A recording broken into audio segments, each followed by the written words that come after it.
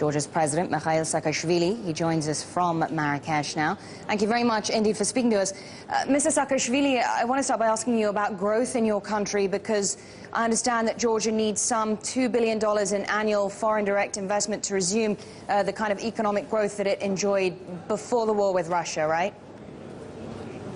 Well, I think this year we have yes, with something like 6% growth. I think around 6, maybe more than 6, according to IMF.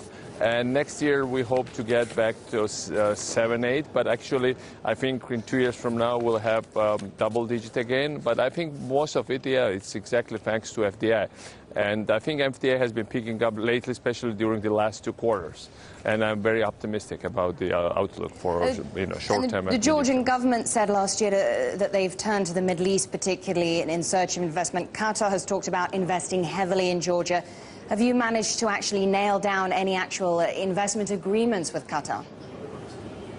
Well, there are lots of, first of all, I mean, investments happen in Georgia in many, many diverse fields. And, you can hardly say which one is the dominant one. We have lots of investment now coming into tourism, into agriculture, into infrastructure, into energy sector, in overall, and hydropower construction. So yes, there are lots of Qataris investors coming at different level.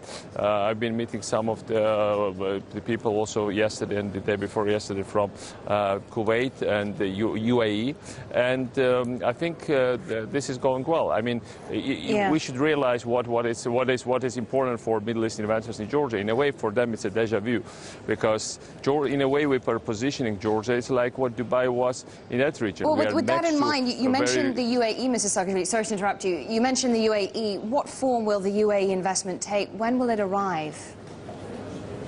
Well, it's already there. I think we've already had more than $1 billion of investment by different UAE investors. As I said, you should look at credentials. Georgia is by far, according to the World Bank, #1 easiest place in Eastern Europe and Central Europe and post-Soviet space in terms of ease of doing business. We are number 11 in the world, hoping to get to the top 10 this year.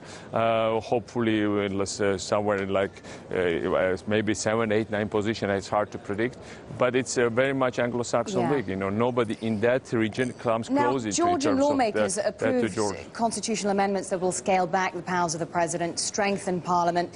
You've previously said these changes were needed. So do you support the constitutional amendments passed by parliament?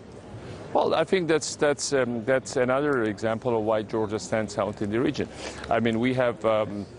We have the lowest corruption rate in the region.